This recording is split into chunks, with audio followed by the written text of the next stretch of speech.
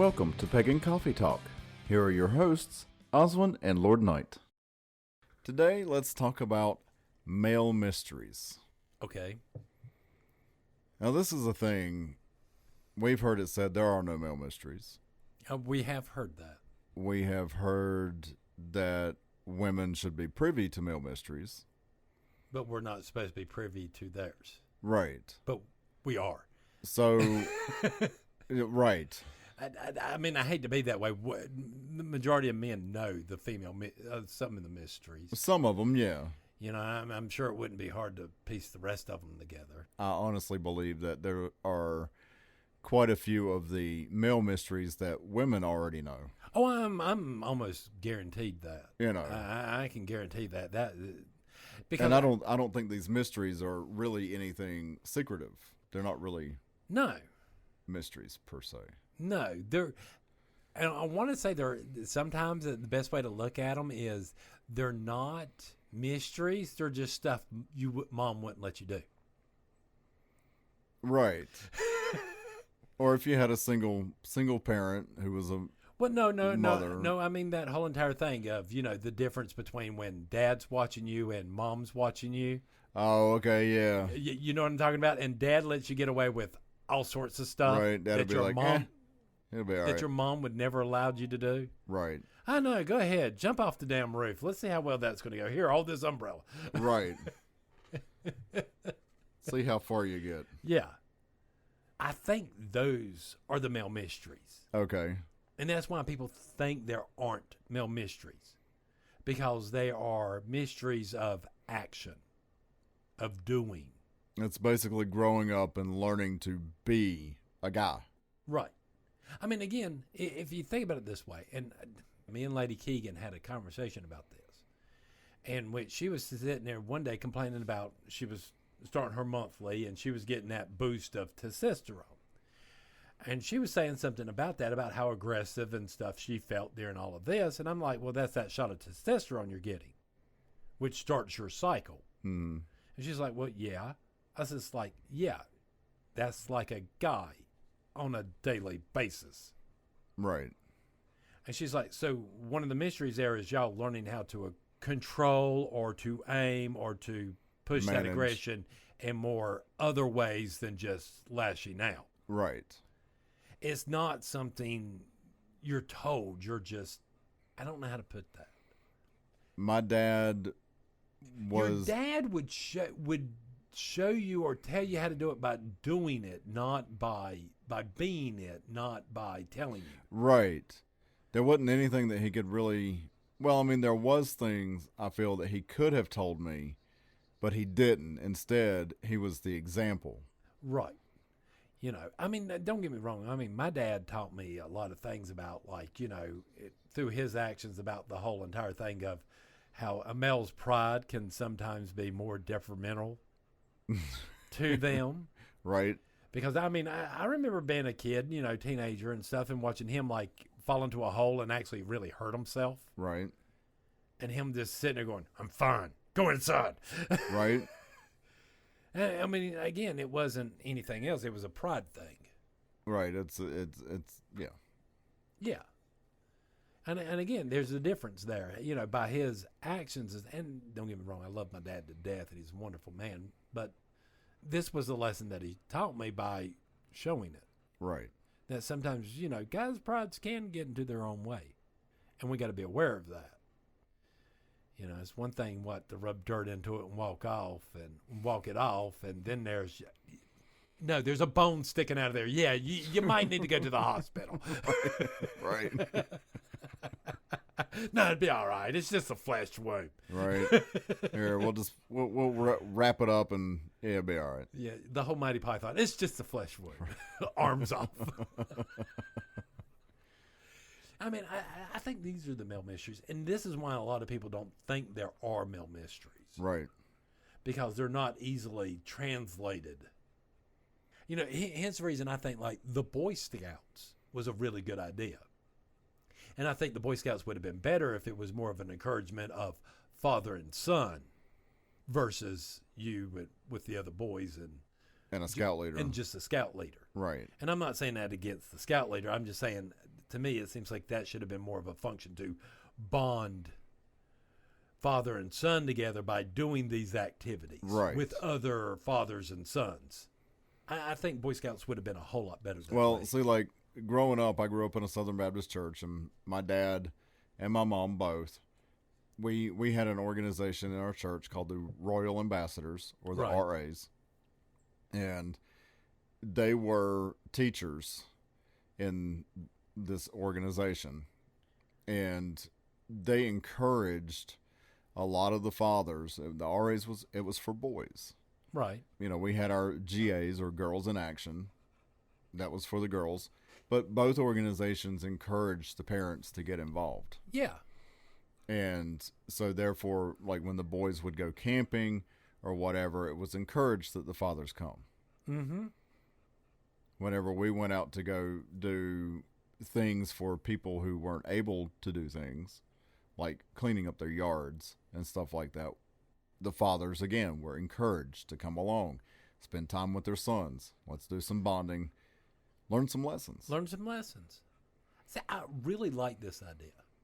We got a lot of guys out there right now, and I don't think they necessarily know how to be a dad, how to teach those lessons. Right.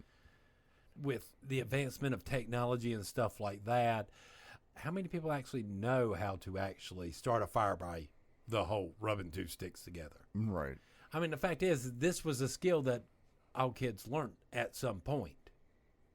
It's great for a boy's self-confidence and stuff to realize that they've went out, captured their food, put it on the table, prepped it, cooked it, and it was eating it. Right. You know, I can't explain to you what the male mysteries are there until you're a guy going through the process. Does that? Yeah, it makes sense. No, we're not going to see it like women. You know, women aren't going to act like men, but I believe the sexes need the time to be themselves. Right.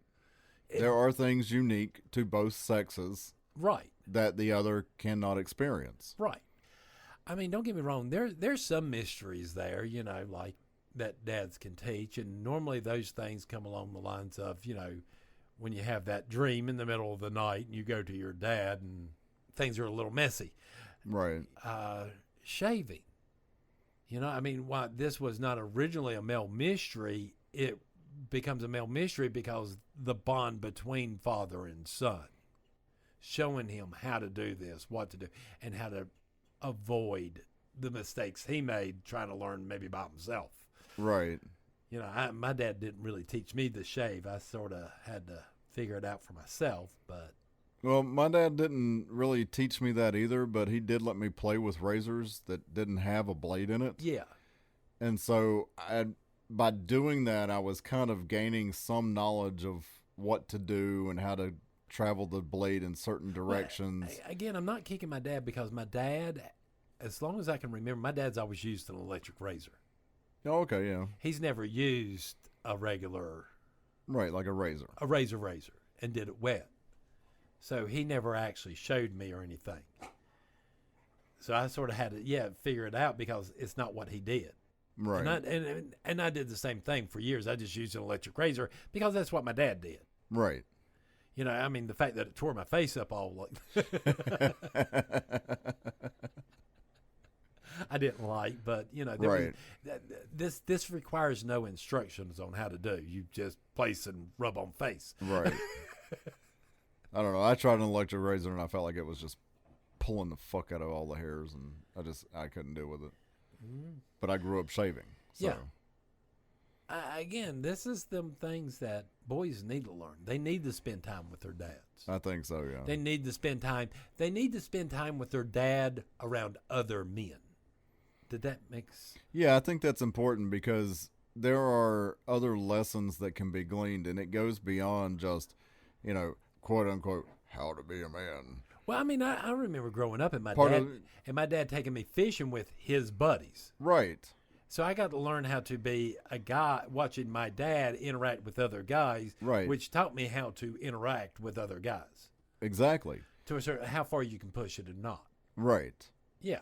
it also goes to how to treat your partner, how to treat your wife, your husband, your husband, your boyfriend, your girlfriend.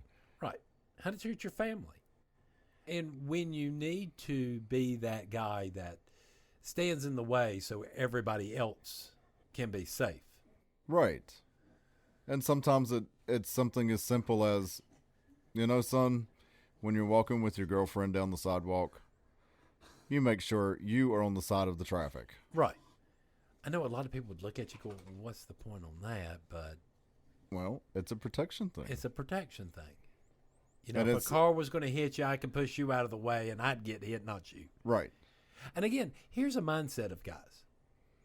We're taught, I don't want to say taught, but somehow in the back of our mind, I think we're programmed to self-sacrifice. Yeah, I think so. No, not all men do, but the majority. I think when it comes down to it, even the most timid guy would be that guy that would stand up for his girl or his family and stand in the way, knowing that the people are going to give his family more of a time to either get away or escape or live just a little bit longer. Right. I don't think that's a lesson that we're taught by our fathers. I think it's something innate. Yeah, I think that's something that's more like an instinct. What I think our fathers and other men teach us on this is how to accept that about ourselves. Good point. That whole entire concept of a brave man does something in spite of his fear. Right. That we do it because we are afraid of it. You know, facing those fears head on. Head on. Yeah. And not shying away from them. Because nobody's going to coat things over. Nobody's going to make anything easy for you. No. No spoonful of sugar here. I mean. And it's not, I'm big, bad, and tough. It's just, I'm doing what's needed to be done. Right. It needs to be done. It's necessary. So this is what I have to do. I know for a fact, and I've driven you up the wall because I have this type of attitude and stuff like that. And I remember many a times was outside and splitting a couple of cords of wood, and you sitting there getting mad because I'm just getting too old to do this. Right. And you're like, no, you got to stop. No, you got to stop. Again, that male pride coming in there, which... Of course it is, yeah. But again, this male pride to a certain extent is also helpful when we're dealing in the concept of sacrificing ourselves for others. Well, yeah. I'm not saying pride's a bad thing. It can be, just like anything else, but... When it gets into your way of just being stupidity, it's a bad thing. Right. Well, it's just like anything else we talked about moderation.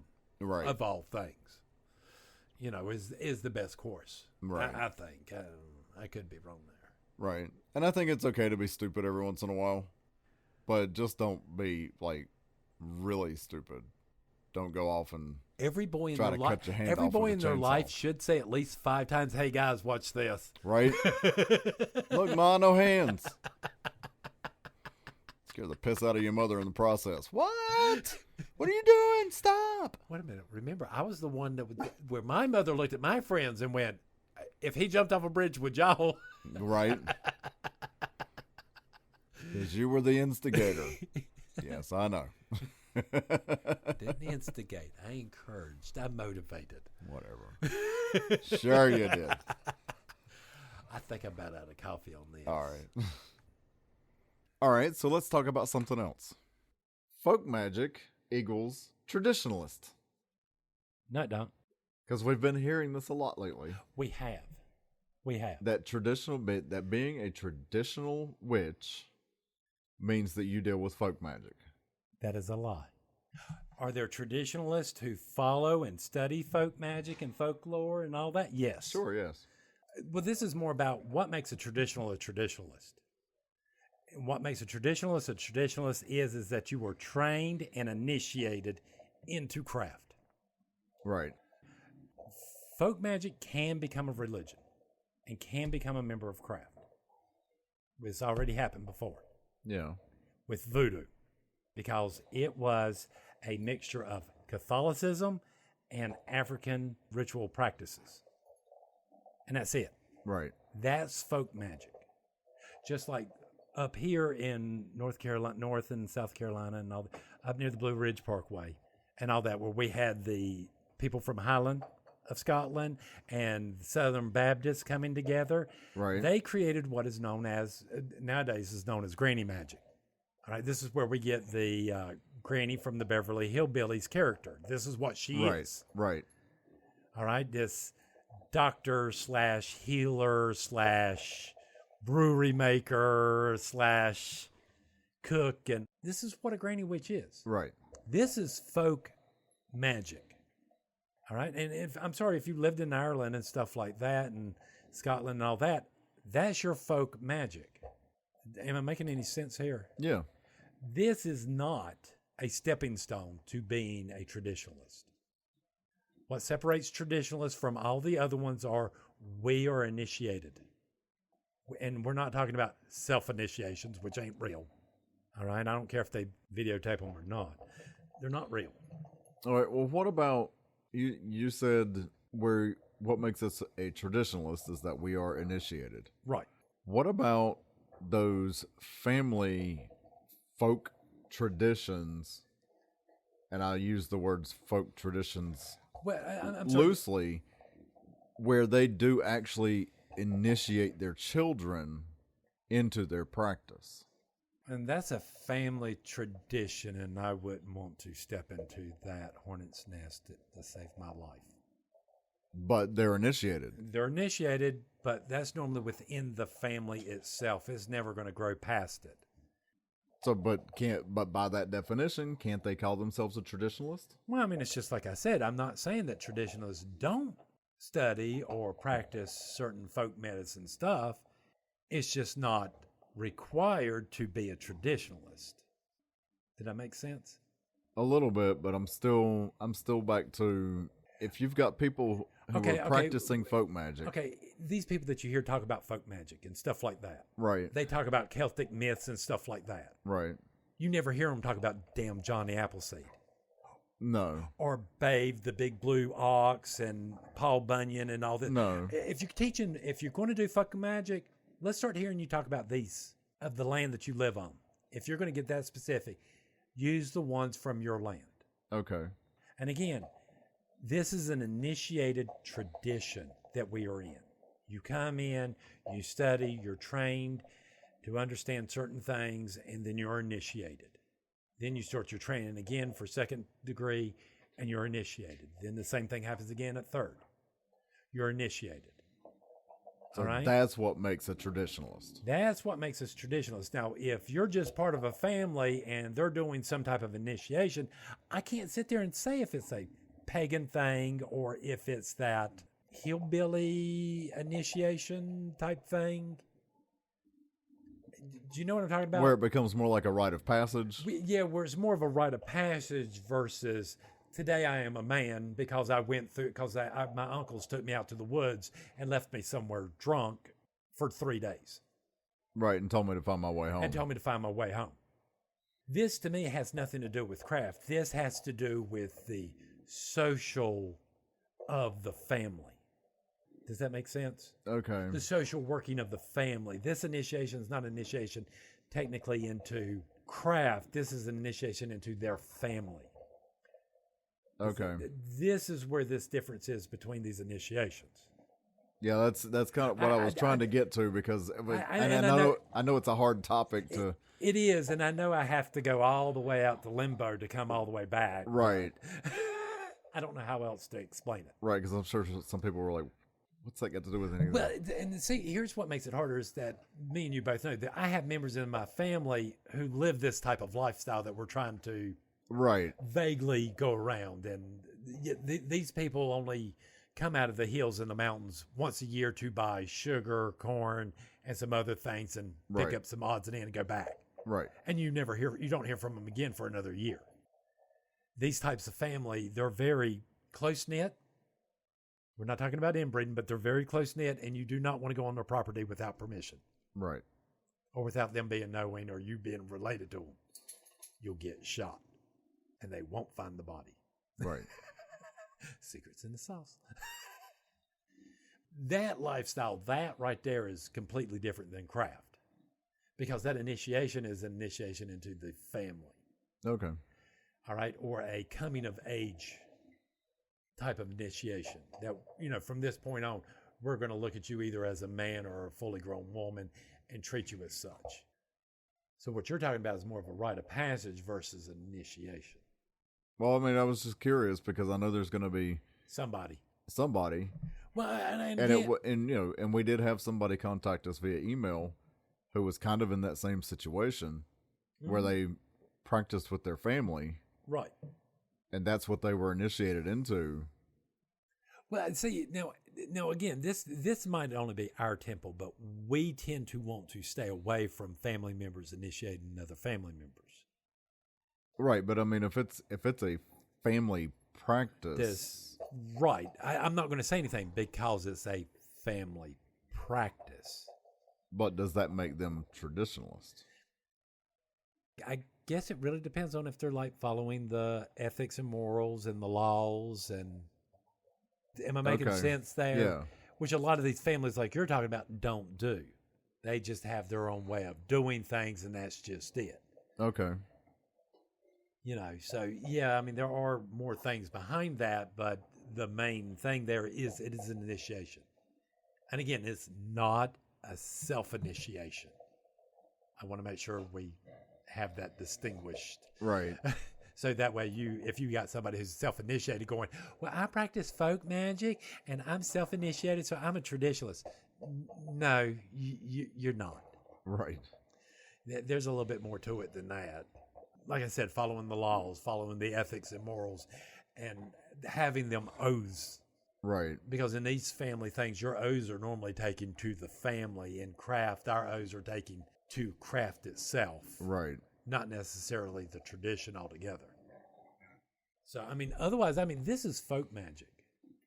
And I don't see how in the world people are calling that traditionalist. All right. I mean, in a certain extent, I understand that it's traditional magic and traditional folklore and all this stuff. Yes. But it's not traditional craft. And like I said, most of these people that I see online claiming this, especially in the U.S., they're not using U.S. mythology. No, they're not. They're either using Norse or whatever. So again, you're lying out your ass because that's not the folk magic of the land that you live in. Right. And I think you should start using that if you're going to call yourself, a folk magic here in the United States. You need to use our legends and myths. Right. I mean, it wasn't, I guess, I don't know. It was earlier this year that I actually read a book on Appalachian magic, folk magic. Uh-huh. And their biggest thing was, if you're going to practice Appalachian folk magic, you need to go with the myths and legends and the lore of the land on which you reside. Right. So, I mean, are these people really what in the world they say they are if they're following these myths? Well, I'm from that part. You haven't been from that part in generations. Right. It's I don't think I could practice Appalachian folk magic, but I could practice some type of folk magic in the area in which I grew up. But see, I don't know which is worse. These people actually fooling themselves into thinking this, right? Yeah. Or the fact is that they actually think this. I don't know which is worse, that they actually practice it or they think this is what in the world this is. Do you see what I'm saying? Which came first, the chicken or the egg? Exactly. I mean, how can you really say? I mean, but again, you see these folk magic and stuff, and you see them online, and I don't see any of them doing anything folksy. Yeah, I mean, I have nothing against folk magic. Folk magic, I grew up with some folk magic. It's some powerful stuff. Yeah, it works. Well, I mean, but I was raised on it too. I mean, my grandma came from those regions and knew some of that granny stuff. Absolutely, yes. All right, and I'm sorry, but you're going to call it folk magic, but one of the remedies for getting a burn out, for talking the heat out of burns, is doing nothing more than the Lord's Prayer while blowing a cross on the damn thing. Absolutely. Oh, yeah, that's craft, all right there. I mean, yeah. completely from a different religion craft. That's a totally different topic, but yeah, and a lot of the Appalachian folk magic stuff is based in Christianity. But that's my point. This is what folk magic is. Folk magic is the blending of two different cultures to make a new culture. Right. That's folk magic. Yeah. Traditional magic is a more set up course, or what am I trying to think of? More organized than folklore. Because a lot of folklore I knew growing up, some of it never made any sense.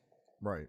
Because one would tell you to do, because one of the folklores I remember growing up with where we live was, if you pull a cat alive and the first bone that comes up you take to a crossroads, hold your hands above your head and say, everything between my hands and my feet I give to the devil, you suddenly supposedly supposed to become a witch. Right. With powers in the whole 9 yards. Right.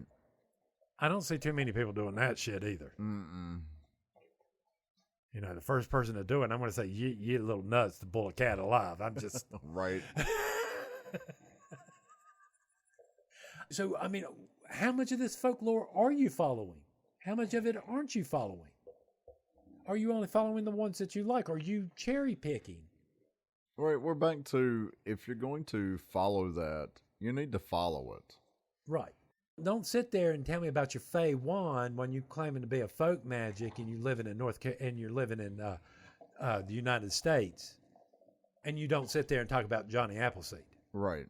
You're not doing folk magic. You're being a dick. Right. Pretty much. Maybe being a dick is too harsh of a word. You're being not quite honest with yourself, I guess would be the way to put that. And I don't know how to tell people what a traditionalist is without starting to spill some mysteries. But I mean, there are certain sets of rules and ethics and stuff and oaths and stuff that we take to make us a traditionalist. Like one of the oaths that we take is that if we reveal any of our mysteries to anyone outside of teaching and prepared and correctly done, that we lose our chances of reincarnation. All our tools and powers will turn against us, and we just become complete idiots. Right. So, yeah, I think I'm done. I'm out of coffee. Thanks for listening. Join us next week for another episode. Pagan Coffee Talk is brought to you by Life Temple and Seminary. Please visit us at lifetempleseminary.org for more information, as well as links to our social media: Facebook, Discord, Twitter, YouTube, and Reddit. We travel down this trodden path, a maze of stone and mire. Just hold my hand as we pass by a sea of blazing pyres. And so it is the end of our days, so walk with me till morning breaks. And so it is the end of our days, so walk with me till morning